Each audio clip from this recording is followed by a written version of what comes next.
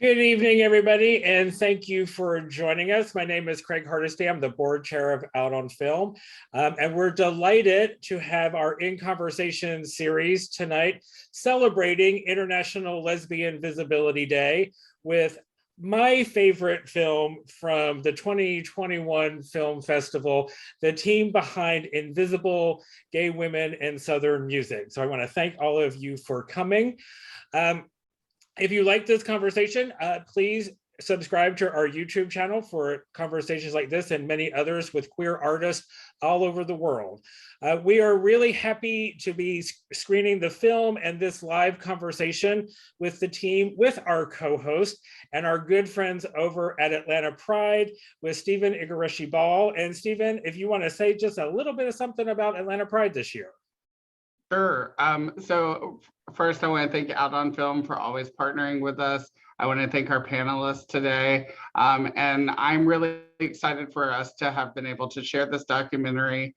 Part of our mission statement for Atlanta Pride is to increase the unity, visibility, and wellness of our community. And I think that this documentary speaks so strongly to that. And as you mentioned, it is Lesbian Day of Visibility. And so I think it's a perfect day for this, this discussion and this celebration of finding your voice and using your voice for the betterment, not only of yourself, but our community. And for more information on our organization, you can visit us at atlantapride.org. And our reservations are open for our marketplace and our parade for this year's festival in October. So check that out. Great, thank you, Stephen. And with no further ado, I want to turn this over to our conversation starter and facilitator, Atlanta's own Melissa Carter. And Melissa, thank you so much for joining us and moderating this conversation for everybody tonight. Well, thank you so much. First, thank you to Out on Film, Atlanta Pride, two organizations that I've been a part of, not a part of, but worked with for many, many years. And for those of you who are not in Atlanta, who are watching tonight, I am the first out lesbian broadcaster in Atlanta. So I've done mostly radio. I've done some television for the past 25 years. So it's been a pleasure to be here. And you know, the thing is that the reason I bring that up is because this film triggered so much for me because I'm originally from the Nashville area. So I am originally from Columbia, Tennessee. So I know our panelists who live in Nashville know where that is. And that's where I grew up. And when I watched this film, I got to be honest, I was like, I felt validated because when I was growing up, I left Nashville rather in the late 80s. And that was about the time that Katie Lang came in and came out. And I, you know, in the film, when they talked about Katie Lang, I was like, that's it. My mother and I loved Katie Lang. And then I just remember she kind of left. And my mother was like, you know, curious. Hers, it wasn't so much about her being a lesbian. I think she was, well, she dressed like a boy. I guess that's why they didn't like her. Like she was disappointed in the fact that, you know, Katie Lang left, but I knew exactly why. And I wasn't out to my family yet. So anyway, long story short, I left Nashville because I was gay. And I came to Atlanta because I felt it was a more accepting, you know, community. And I have been fortunate to be in Atlanta. But as I watched the film, I thought, man, if I was able to have this career in Nashville and be able to be outspoken and be a lesbian and talk about my life, how many people would that have helped in the Nashville area? Hopefully it's helped a lot of people in the Atlanta area. So I just want to talk about that a little bit. Now that you've seen the film, now that you've been in the film, now that you've seen it and made the film, do you think that, have you seen the result of how much it's helped people in the Nashville area like me who were feeling self-conscious about being there and then seeing themselves on the screen and realizing, you know what, there's hope for this city? Anybody can, you know, TJ, if you want to start out and we can get to, you know, everybody else. Yeah, well, let me also just throw out and thank Out on Film, which is our most favorite festival of all that we've attended in the last year or so with Invisible. And I want to thank Atlanta Pride for having us and Melissa for moderating the discussion. It's a real honor for us to be included, to be screened, and to talk about our work. I had moved to Nashville 5 years ago and had only been in town a couple of weeks when a friend of mine called me up and said, TJ, I got this idea for a film. You want to have coffee? And I met him for coffee and he said, gay women in country music, there's this whole network of gay women songwriters. They've written for everyone and many of them are my friends. And I just looked at him and I thought, oh my God, what a great idea. And in my mind, what was going through my head immediately was like, I can't imagine a more repressive industry than country music. From the people that run it to the audience, a lot of the content, if you listen to it, it's just not the most welcoming place. And here we are in the buckle of the Bible Belt. So and then also personally, I had spent years in the closet professionally. I was in the software business in the 80s, and it would have been suicide for me to be out. So I was in the closet. I played the pronoun game, and I know what that cost me. So immediately, as I was sitting across from my friend, I was formulating the questions and the conversations that I wanted to have with these women.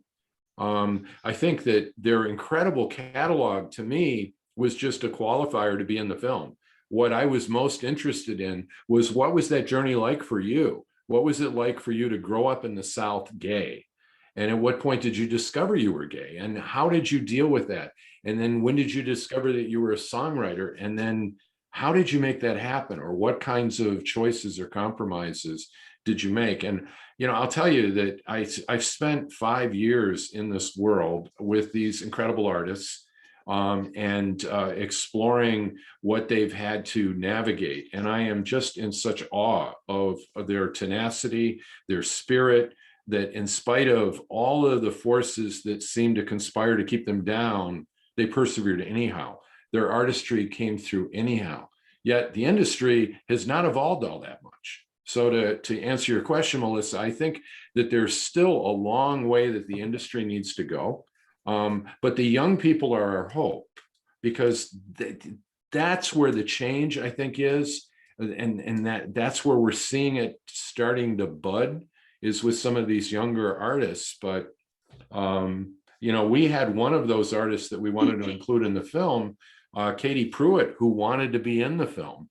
And her middle-aged heterosexual manager talked her out of it and said, don't do it. You are so close right now. Wait until you break through. And then when you get on the other side, then you could do it, but don't do it right now. And frankly, I think, spending the time that I have in this world and industry, exploring this very topic, I don't blame her. I don't even necessarily blame that manager, because it's just where the industry is. But I'm hopeful that the bravery and the degree in which these women in this film have opened up their hearts and souls for all of us, not just in their music, but in their lives, that's going to make a difference and make it easier for the next generation that comes along. So Dianne, Bonnie, either, I mean, how do you feel about, because you could tell the vulnerability and you could tell the hesitation, and I don't know if it's hesitation or if it's just reflecting on the initial hesitation you guys had as you were coming to terms with your sexuality. But do you see, now that it's out and you've seen yourself on film, do you see that you are also making that change for people, not only in country music, Nashville, but a broader audience?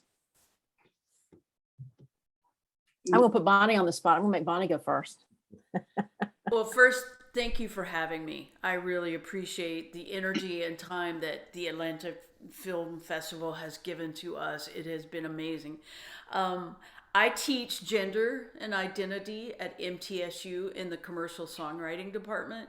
And I will say my hope is in our young. I feel like they have a grasp on sexuality that I never had at 18. So I have a lot of hope in that, but I do feel the ripple effects of the film. I feel like we have a long way to go. I feel like we make some strides forward and then we walk backwards in certain states, and Tennessee is certainly one of those. we have a lot of legislation that's coming around right now that really is targeting some of our most vulnerable populations. And so in that way, I feel a little bit like the fight has just begun. But I read something the other day that said, when you're at the most devastated, when you're at the most dark place, is where you find real hope. It's not just a sticky note that you put on your mirror. It's not just something in a diary, but it's real hope, because it's absolutely born out of necessity. So my spirit feels like we're there, and maybe we have further to go down before we start to make forward progress. But I'm hopeful that we are going to find a place in ourselves to just make it not an issue. You know, I'm a human being. I live in a city and a state where I pay taxes and I work. I have a wife and I have a kid. We live a very normal life, and yet it just feels very much like we are still being targeted by certain people and certain things. And I would love to say that I feel like we've moved past it. So I just want to say, I know we have more work to do. And for those of you in Atlanta and in this, that have seen the film, you have people in your corner. I'm here waving a flag for you. I'm here on your team. I am here on your side. I always want people to get in touch and tell me their stories if they need somebody, because that's what we have as community. And I will say, in the early days of Nashville, I found a very quiet community that I could rely on. But LGBTQ with music business has always been a math equation that didn't work for a lot of people. So I found myself not fitting. I found myself on the outside a lot of times. And but having each other, the crew and TJ and Bill on this film, and Dianne and the rest of the artists that you guys met in the film. Kai Fleming is one of those people I can sit across from having coffee, and she just talks me down off of the ledge when I feel like I'm just at my wit's end. So people like her have been my family, have been my solid ground for many, many years. So I do feel the effects of the film, and I feel like we need Invisible Part 2 and 3 and 4, because I feel like we have to keep moving forward. And so please don't feel alone if you're out there, and please know that we have fought the good fight, and we still have more to go. And I'm just happy to have this conversation tonight. You know, I think, and when I was watching the film, and it would, Dianne, it was your story that really, I don't know, got to me in the fact that you came out the gate being honest. You came out the gate, just telling your story and living your life. And you, since you were one of the first, you got massive pushback on that. That was life altering. So, again, back to the question about how you feel now that the film is out. I mean, you've seen from the start to finish of, here in your life of you were on the forefront of challenging people without really realizing how much you were challenging people. Do you see things have gotten better since then? Or do you think it's the same?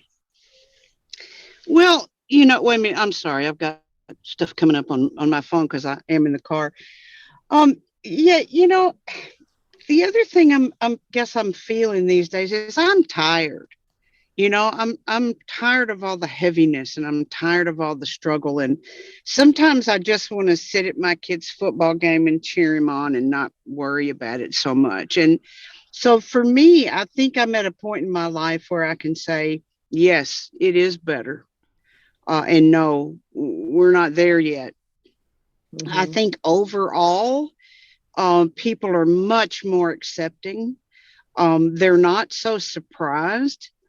And I think on a personal level, people are more open to the idea of it. When I first came out, I think, nobody wanted me to do it. Whether they were supportive or not, they still didn't want me to do it. It was like, oh no, don't do that. You don't want to do that. And it's like, well, I don't want to not do that. So I might as well just do it and see what happens. And, I found out the question wasn't there anymore. I definitely found out what happened. So, I think for me, it has to be baby steps. It's a continuing, oh, here he is. It's continuing baby steps, right? It's not, oh, thank you, honey, my credit card. It's a sort of a matter of saying, are there 5 people on my side that weren't there before? If so, then it's a win.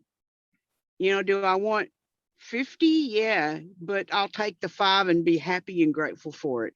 So, I mean, I'm not going to go around being unhappy about it or being worried about it. I think what I try to tell people is you're going to have to buck up.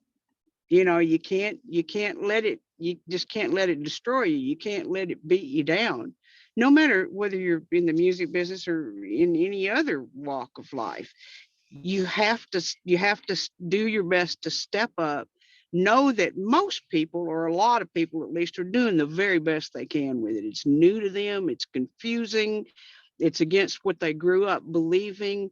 And I guess for me, I want to be able to treat it with love. I want to be able to say, okay, come on, what can we talk about that'll help you see this a little more clearly? And the fact that I'm able to play shows and talk about being a lesbian and not have people, freak out and stand up and run screaming from the building, to me, that's an improvement. And we got a long way to go. And yeah, there's some ugly stuff going on, but there's always been ugly stuff going on. And somehow you just keep going, you keep pushing, and you get a few more people on your team every mile, until you realize, boy, I got a whole group of people there helping me out. And I guess for me, that's, kind of my philosophy is I'll take the win, and I want more wins. Yeah. And I think a lot of people in our community, I mean, it's for obvious reasons and for, logical and, justifiable reasons, that they are focused on the pain and the people that cause them pain. But like you said, eventually you get to the point where you look toward the people that who love you and support you regardless. And TJ, the past couple of days out on film, and you have had, this film available for streaming. And so some of the people I invited to watch it were people outside the community, from young, white, straight male to an older, black, straight female, and they were excited to watch it because they were music fans. And so when, I talk about how representation matters and, you're giving hope to lesbians who are out there, well, there's a lot of music fans out there who are angry at what they find in this film. And so TJ, I want to talk a little bit about that. Like, this is speaking also to music fans who are being robbed of opportunities for great music. Amen to that. In the course of making the film, I just kept getting more and more outraged as we went on. Dianne absolutely broke my heart. When I sat down and I interviewed her, I did not know anything about her. And by the end of our first interview, I think I was absolutely in love with her. I mean, she's just this ball of love and honesty and humor. And then I think it was a couple of weeks later, I went to Douglas Corner to see her perform, and I shot some of that. And my viewfinder, as I was looking through it, was misting up at that incredible voice. And I just thought, all these decades we have been robbed of this enormous talent, and for such a stupid reason, as Dianne says in the film. I mean, it's and how many other amazing artists have we been deprived because of the homophobia, because of the some of the nonsense that goes on in the music industry. And when we started to look into radio and the way in which radio controls so much of country music, and then the way that that power is exploited or abused. That got me really angry, because I was thinking, how many wonderful, either gay or straight, wonderful artists have we lost because they didn't have the stomach to put up with the nonsense that they have to go through to get their music played on radio, the kind of sexual harassment that is routine, that so many of the women that I talked to didn't want to talk about on camera. And TJ, I don't mean to jump in, but as a radio DJ, like after I saw the film, I started challenging all my country music male DJs here in Atlanta, because I had never heard of that before. But again, I'm a female and I'm a lesbian that was not harassing anybody that came in the studio. But anyway, continue. I was shocked by that, and I was glad that came out, because again, these are people that are abusing their power, and it needs to be told.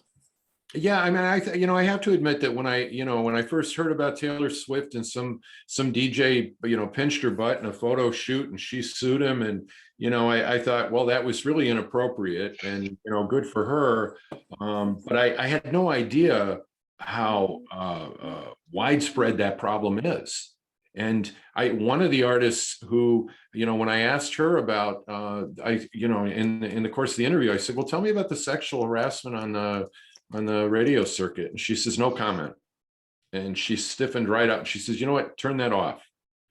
And Wow. There was another person in the film who was in the room, and these two ladies started to have a conversation. And within 5 minutes, I think they determined they didn't know a single woman in the industry that had not been subjected to that kind of nonsense. And again, it goes to how many wonderful artists have we lost because they don't have the stomach for this kind of nonsense.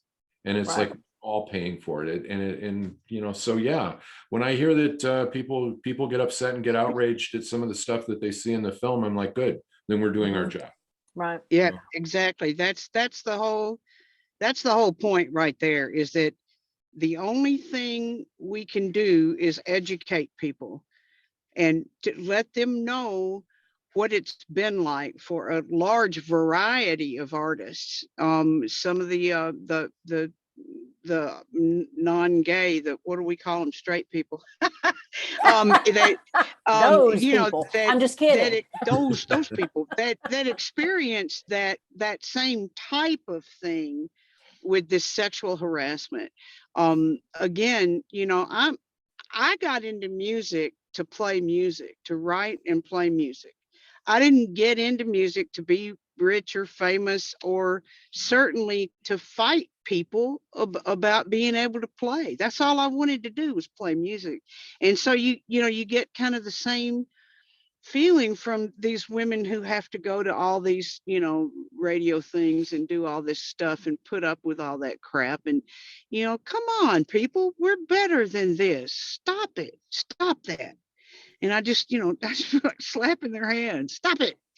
Better than that. Well, the funny thing is we're talking, because I'm not a country music DJ, so I feel the need to say that. But also, I remember when I'd watch country music awards, I'd be, everybody would thank the country music radio community. And I remember thinking, oh, well, look at that. I mean, those DJs get thanked by the artist. And, the people who come out in my studio don't think twice about me when they leave. But now I look at that differently, because it's like they feel the pressure to do that, because there's such I guess I ignorantly not paying attention to country music, because that was not my genre when I was on air.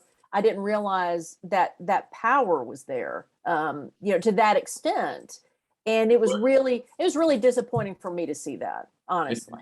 And Melissa, if you went back to the Oscars of, say, maybe 10 years ago, it was shocking how many people that got up to the microphone that thanked Harvey Weinstein. Right. So similar thing. It's like, where's the seat of power? Who has the power, and how is that being yielded?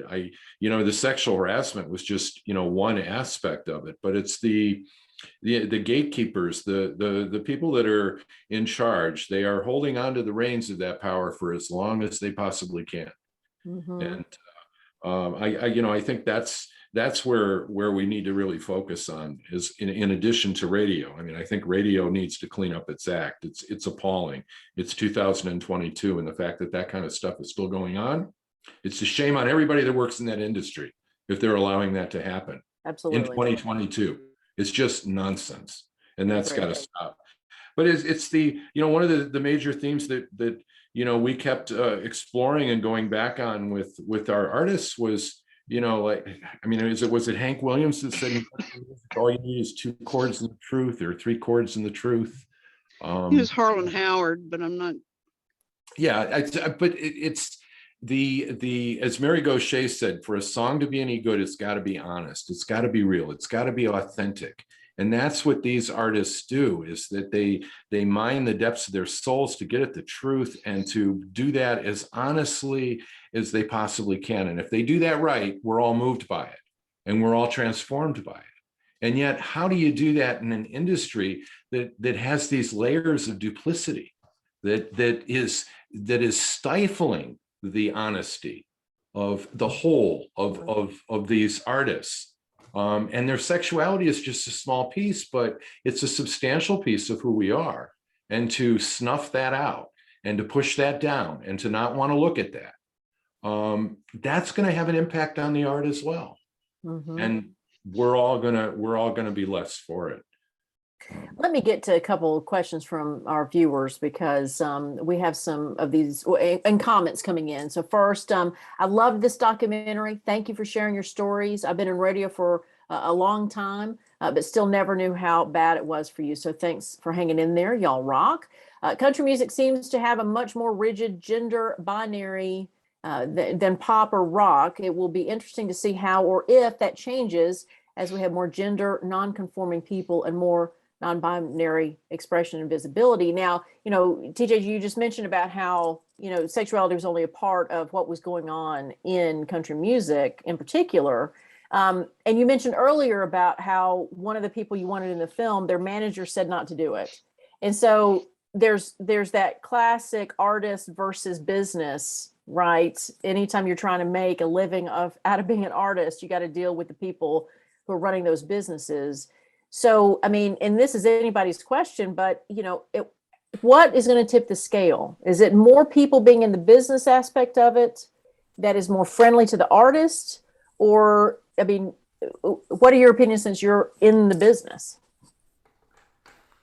Bonnie, you want to take a stab at that? Well, we have a situation right now where the state of Florida is trying to be very punitive to a little company called Disney because they supported they support gay people, LGBTQ people. So I've been really interested to see the outcome of this. So we have to speak up. We have to say that we support artists, creators, football players, whoever, wherever they are, and however they present themselves. Their humanity does not go away, no matter what they identify with. They still are a worthy human being on the planet. And so first we have to value people. We have to value their gift to the world, no matter what they identify with. And I feel like we're at a very pivotal moment in our country, because there are some very large battles going on. And so I'm going to be interested to see how these things kind of start to work themselves out. I feel like there is a portion of our population that do think it's wrong. They do think it's a sin. They do think that it's something that's going to make us not go to heaven. And they are really straining to have any kind of understanding. And I'll be honest with you, my MO throughout my life was just to shut those kind of people out, even to the point of my own family. I just was like, I don't want to talk about it. I don't want to fight about it. I'm going to be me. they need to be them. And I'm starting to believe that we're going to have conversations. We're going to have to listen to what people are saying and try to show ourselves to be human. Because right now it's an us and them, and we have been put on a scale of not being human, of not being valuable. And so I don't know if this makes sense at all, but I feel in my butt, in my butt, in my bones. If that is where your Yeah. inspiration comes, so there's no judgment here. Hey, I mean, I haven't written from my butt lately, so I should probably be thinking about that. Oh my God, my bones. Apology. No, it gave us a nice laugh, I so know. I'm like, oh my God, Bonnie. Okay. Public speaking 101. I will never bring it up again. I promise. I will never Yeah. bring it up. I will. I Nobody. definitely I will. know.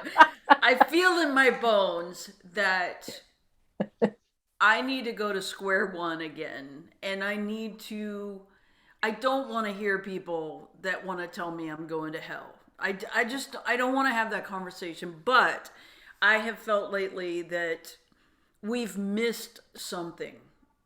And what I feel like I'm missing is everyone believing that everyone has value and that they're sacred and magical, and even the people that we don't agree with. And so I don't know. I feel like I'm stammering because I've been so struck by, like I said, this whole state of Florida against Disney. I'm like, oh, this is going to be an interesting Goliath against Goliath, because anyone else would have been absolutely crushed by this. So, Well, and just to give people an update, I mean, of course, the Florida governor signed that into effect, but signed that into law, but it doesn't go into effect till next year, which gives litigators right. a whole year to Right. iron this out. So you it's know not what over. else? You know what else it does? It gives him a place to run to because he knows he's going to lose that fight, and he's an absolute chicken shit. And he wants it out in the public to be able to run on that, and for people to think he's such a Goliath. He's just an absolute coward. And he knows it's not going to stand up in the courts. It's not going to stand up in public opinion. It's just not. But that's how he operates, and everybody thinks he's like the thing. And I'm like, oh my God, if he's the thing, I gotta move somewhere. But anyway, that just seemed to be par for the course, that it doesn't go into effect until a year from now, and there's an election in There's a reason for that, right? There's a reason for all this, and like you said, he's going to use it in the short term to his benefit, and Disney's going to take care of it in the long term. And but I mean, who why knows? did he pick on gay people? Because he knows he can. Exactly. I want you to hear me out there. Why they pick on us is because they know they can, and I'm ready for them to know that they can't. I'm ready for people to know they're going to be voted out if they don't grow a spine. Yeah, some of these people are the meanest people. They have daughters and sons and aunts and uncles and parents that were gay, and yet outwardly they're so mean to our young 12-year-olds and 15-year-olds that are dealing with their sexuality.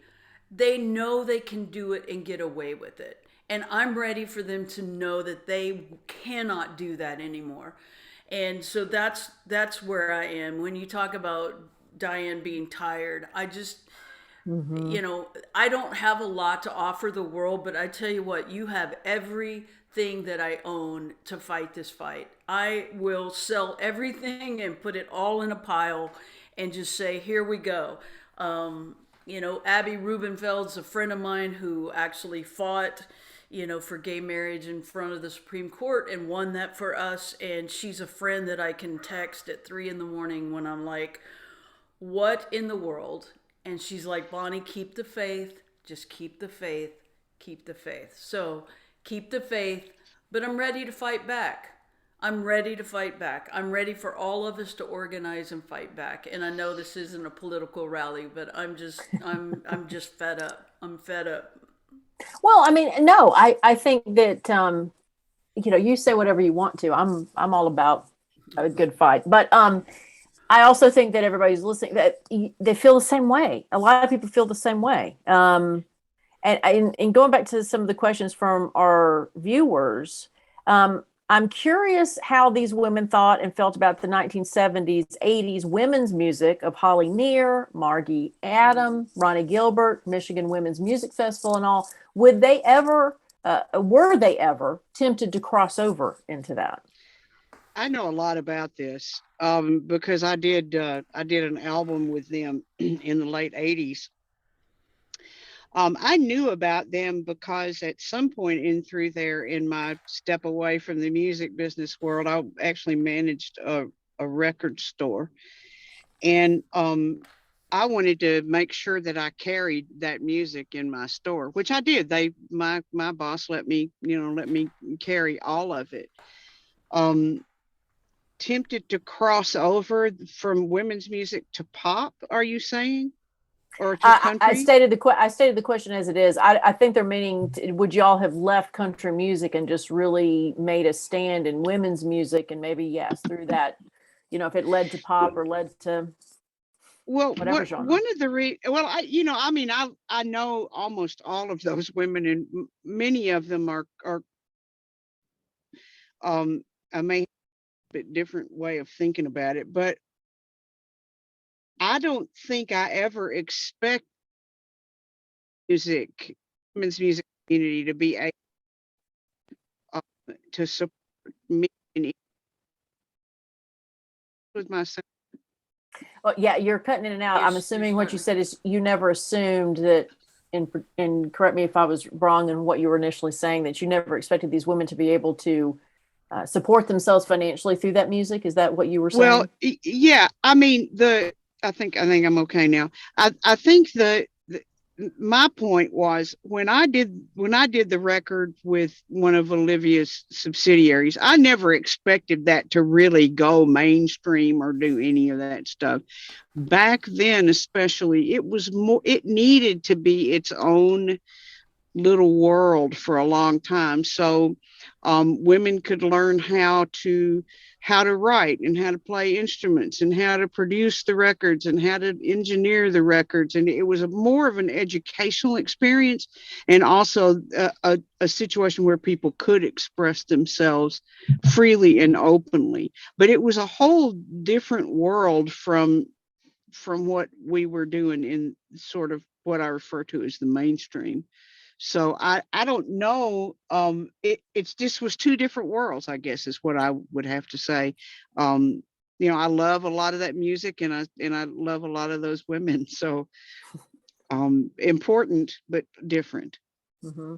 Now, another question we have, I'm going to direct this to TJ first. In your making of this film and your research for this film, or in your opinion, does it seem like it's still easier or more acceptable to have a gay male artist in Nashville versus a female? We made the decision early on to just focus on women for this film, because we actually thought it might be more palatable for an audience to hear, or less threatening for an audience to hear about gay women as opposed to gay men. I don't know. I have nothing to base this on other than just my own intuition, for whatever that's worth. I think it's harder probably for gay men than it would be for women. Although that's a tough question, because it's really brutally hard for women in country music. And I just look at the radio airplay. Women, they're playing less than two women for every 10 men. So it's hard for women, period, to get the limited amount of space that they're given to play in. And then when you start looking at the issues of homophobia, it just makes it that much harder for a lesbian to be out and be successful. And then the gay men, I mean, what do we've only got a couple. T.J. Osborne came out last year. I don't know how well that's going for him. It's going great. They've won several awards, and they're doing very well. Yeah. Yeah. Okay. Well, that's hopeful. That's Mhm. Well, I do have an opinion about this, and I would like to stick my foot in it right now. What do you feel? Dianne, what do you feel in your butt? When I'm feeling in my butts, I'm getting tired of sitting in this car seat. But other than that, I believe it's more difficult for women in country music because Well, Oh, your sound came out right as you were finishing that. That was a great tease you gave yourself. yeah. You could repeat that. All right, am I there? I don't know what's Yeah. going on. It's weird. That I believe it's more difficult for women because I think the radio people and most of the audience feel more betrayed by finding out that somebody they really like is a lesbian. I think that's what happened to Shelley. I think that's why Shelley's career was way up there and dropped like a lead balloon, because so many of those men felt betrayed by her not wanting them. And I just think I think that makes it harder because the majority of people in charge and the majority of people apparently who are listening to the radio on the tractors or whatever are men.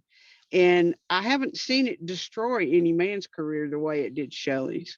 Mm-hmm. But that's just, I mean, that's my opinion. It's what I feel in my butt, and I'm sticking to it.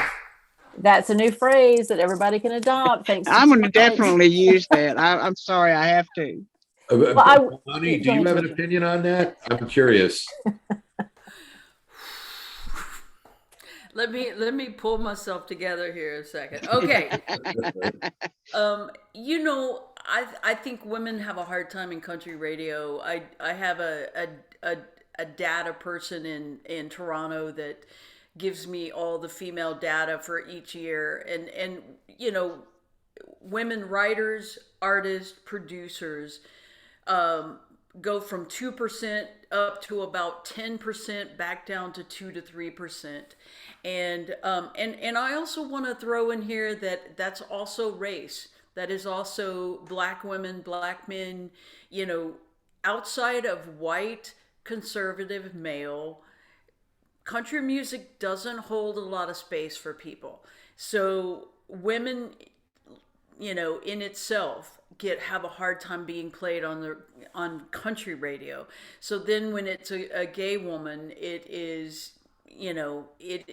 even harder. And we do have several young artists that are out now that I think are doing really well. One of which TJ mentioned earlier, that wasn't in the film, but her career I think is moving along nicely. And TJ I think is having a really good year, even though he came out this year. So we've got some flickers of hope. And I think the biggest thing is not to feel like we've won it all yet. We still need to be, aware that it is such a lopsided place for music. And I love the question earlier about the women's music movement, Holly Near and people like that. I always find that difficulties make great art. And I find a lot of women that have struggled so hard and so long that it just creates a really great art. I'm not saying that justifies it. I'm saying that's the beauty in it, is that on the other side of it are, just some great music has been made and will continue to be made. And, I encourage your audience to go out and find music. Don't wait for just the radio to tell you what to listen to.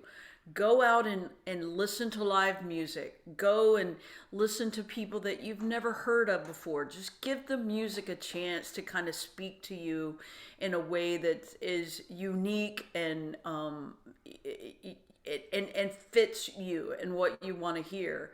And I love radio. So Melissa, I love. I'm retired. You're not bothering me. Good. So I need to retire after this interview tonight. I need to be done. We're all tired. Well, Yeah. and unfortunately, I could talk to you ladies TJ too.